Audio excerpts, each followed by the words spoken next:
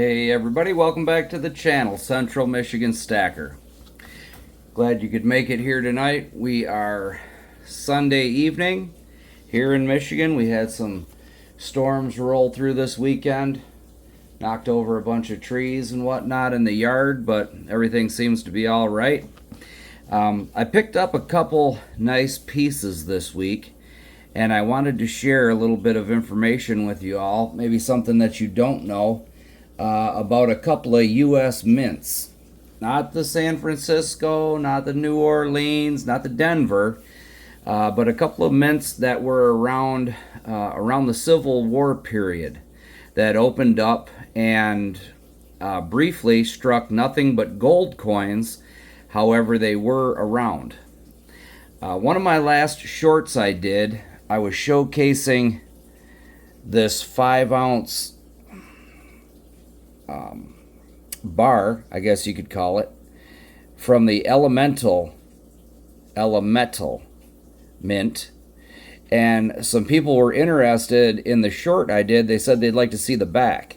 Well, I'm not here to disappoint anyone, so here's what the back looks like.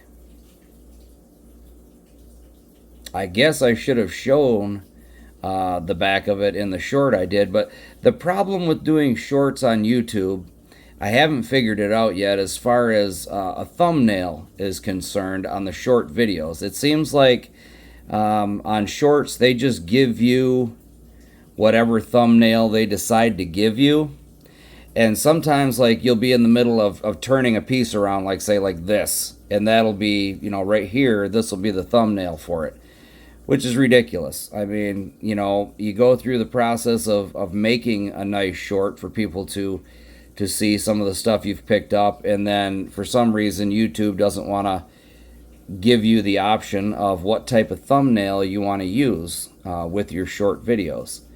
But whatever. This is the back side of it. Had a couple of people ask me if they could check out the back of it, and this is what it looks like.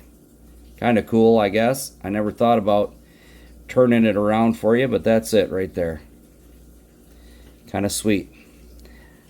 I liked it. I mean, I had never seen a 5-ounce bar in this shape or form in the few years, you know, that I've been stacking gold and silver. But there it is. Another thing I picked up, I was at a gun and knife show this weekend.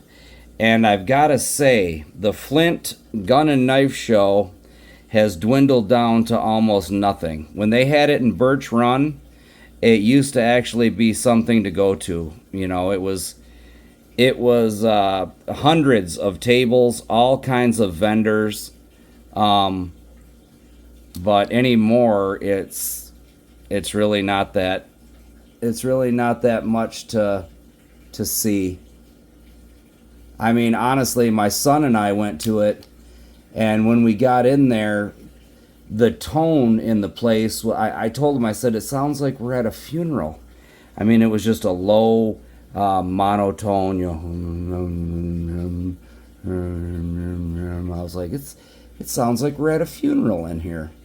He goes, I know, that's the same thing I was thinking. And it sucks, because the other gun and knife shows they used to have, like I said, in Birch Run, were really something to go to and see. They were sweet. Here's a nice little trinket I picked up at an antique store. I'm not sure. I think I showed this in another video, but I took it with me. I had a few dollars to spend at the gun and knife show, and I picked up some nice stuff there too. You know, I don't only stack gold and silver. You know, I like the stickers from some of my buddies out there. You know, what do we got? Silver Dragons on here. Mickey Robs Banks. We got Spectacular. Of course, we got Central Michigan on here. Plumber Stacker made his way on. Who's this guy here? He used to be Stormy. He calls himself Empire Precious Metals. I think there's one of his stickers. But I stacked these things right here. Freedom Seeds. And that's what I picked up at the gun and knife show. I picked up a bunch of Freedom Seeds. Here's a nice little piece that wandered into my stack here. A nice $5 Indian. I'm starting to put a little more gold in the stack, and honestly, it's the pre 33 gold that I'm looking for. I'm looking for the pre 33, and I like the Indians. You know, the Liberties aren't bad. I got one. I think it's a 1901. I'm going to look at in Waterford this week. Chris owns the Gold Brokers in Waterford. I believe he said I could get that piece for somewhere around $5.50. It's raw, like these are, and like this is. But, you know, he sent me a picture of it, which is kind of cool in the day and age that we live in, that the store owners can send you photos, you know, via your phone and whatnot of what they have at their shop. It's kind of cool because, I mean, it's a 45-minute drive for me to go from my house down to his shop in Waterford, which is closer to Detroit than it is Flint. And he sent the pictures to me, and I really like it. Like I said, it's a 1901 Liberty head. Richest duck in the world right there. Sometimes I feel like that.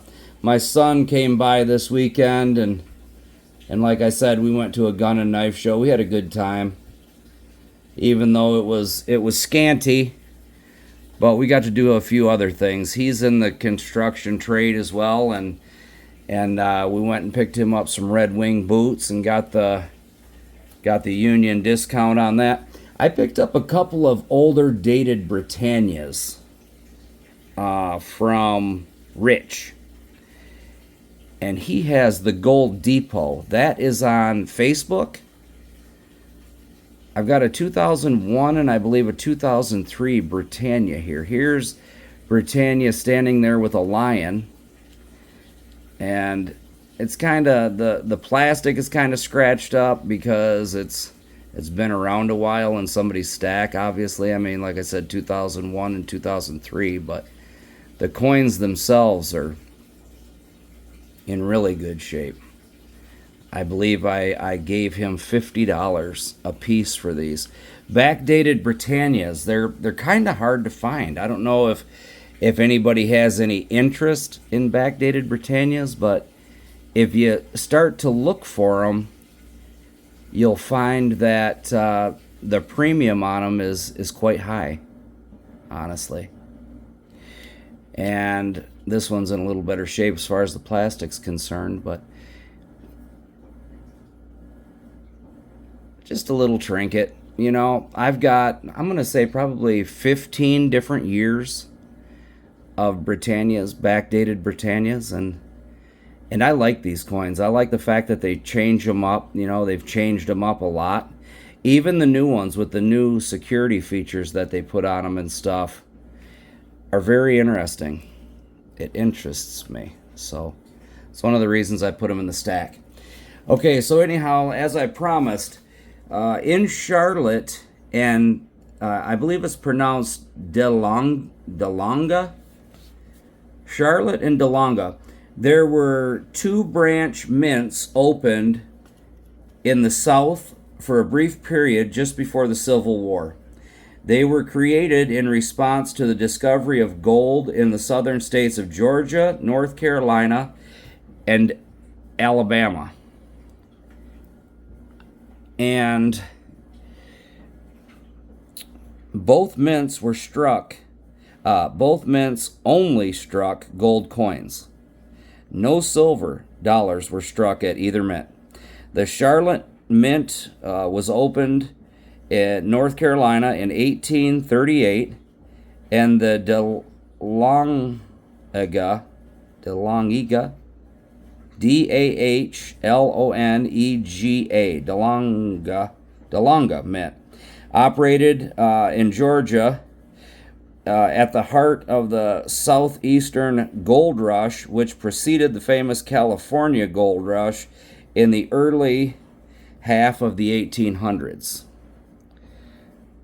Okay, so the Charlotte Mint produced gold coins marked with a C mint mark from 1838 to 1861, and the DeLonga Mint struck gold coins during those exact same years, and these can be identified by the D mint mark.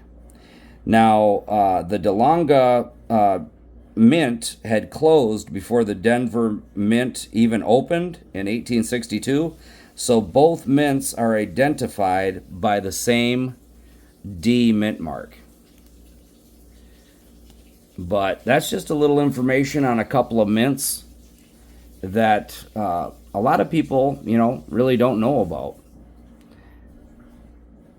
And I'm sure a lot of people do know about them. However, I thought it was an interesting fact because I didn't know about them. That's all I wanted to show you for this video here. If you liked it, give me a thumbs up. Like, share, and subscribe. Central Michigan Stacker. And I'm out.